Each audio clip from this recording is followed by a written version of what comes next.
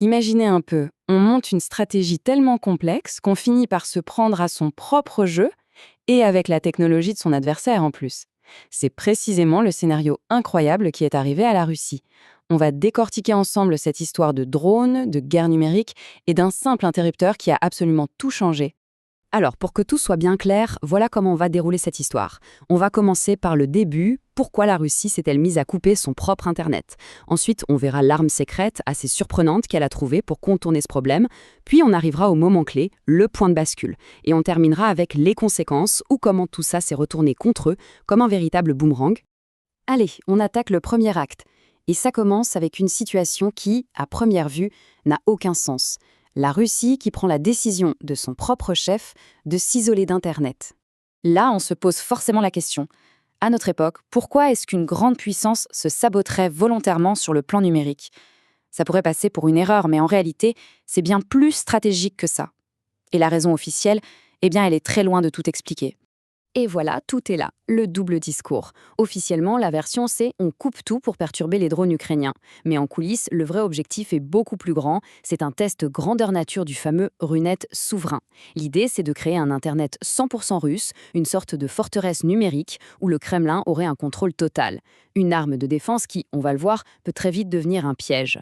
Et pour les citoyens russes, les conséquences sont immédiates et assez brutales. Il faut s'imaginer du jour au lendemain, plus de GPS, plus d'applications de VTC, les paiements par téléphone qui ne marchent plus, c'est un retour des années en arrière, littéralement. Les gens ont dû ressortir les bonnes vieilles cartes routières en papier et même des talkie-walkie pour pouvoir communiquer. Et c'est là que l'histoire devient vraiment savoureuse.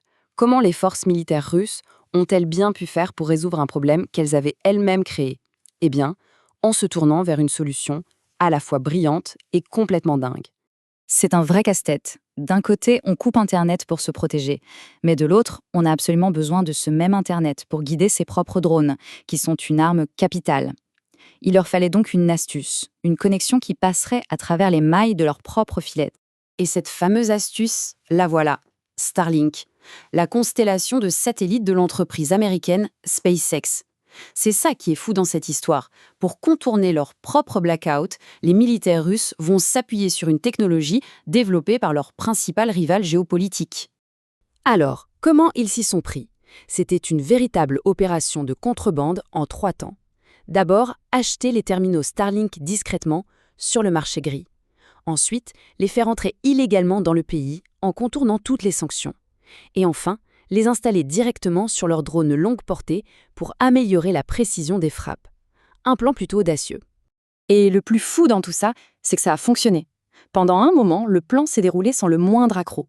En fait, ça a peut-être même un peu trop bien marché. Et maintenant, c'est le moment du retournement de situation. Parce qu'un secret de cette ampleur, ça ne pouvait pas tenir éternellement. Le poteau rose est découvert et le propriétaire de la technologie décide qu'il est temps de siffler la fin de la partie. Et là, tout s'enchaîne à une vitesse folle. Fin janvier, l'Ukraine envoie l'épreuve à SpaceX des photos de drones russes avec des antennes Starlink bien visibles. La réaction de SpaceX est immédiate et radicale. Début février, ils mettent en place ce qu'on appelle une whitelist, une liste blanche. Seuls les terminaux officiellement autorisés pour l'Ukraine peuvent encore se connecter. Pour tous les autres, c'est coupure instantanée, à distance. Et la conclusion de toute cette affaire, elle est signée par Elon Musk lui-même, avec ce message aussi court que dévastateur. En une phrase, l'opération clandestine est terminée. Le piège vient de se refermer. On arrive donc au dernier chapitre de cette histoire, l'effet boomerang. Parce qu'en coupant l'accès à ces terminaux, SpaceX n'a pas seulement stoppé une opération. Ils ont, sans le vouloir, semé un chaos monumental dans les rangs russes. Ce tableau résume parfaitement la situation. C'est le jour et la nuit. D'un côté, avec Starlink, des communications qui fonctionnent, des images vidéo en direct, des opérations bien coordonnées. Et de l'autre, sans Starlink, c'est le blackout total. Plus de communication, plus d'images, des opérations complètement à l'arrêt. Et attention, ce n'est pas qu'une supposition. Le désordre était tel que même des blogueurs militaires russes directement sur le terrain l'ont reconnu publiquement. Ça confirme bien l'ampleur du problème pour eux. C'est là qu'on atteint le sommet de l'ironie. Premièrement, la Russie utilisait en douce une technologie américaine qu'elle passait son temps à critiquer. Deuxièmement, une fois prise la main dans le sac, elle a réagi en renforçant l'interdiction de cette même technologie. Et pour finir, elle l'a officiellement qualifiée d'outil hostile. Un retournement de situation assez spectaculaire. Finalement, la morale de cette histoire, elle est assez simple mais percutante.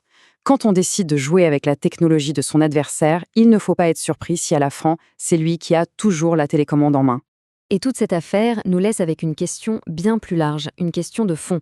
Dans un monde où quelques rares acteurs contrôlent les technologies les plus importantes, est-ce que la souveraineté technologique est encore une réalité ou est-ce que c'est devenu un mythe? L'histoire de ce boomerang Starlink nous prouve que la réponse est loin, très loin, d'être simple.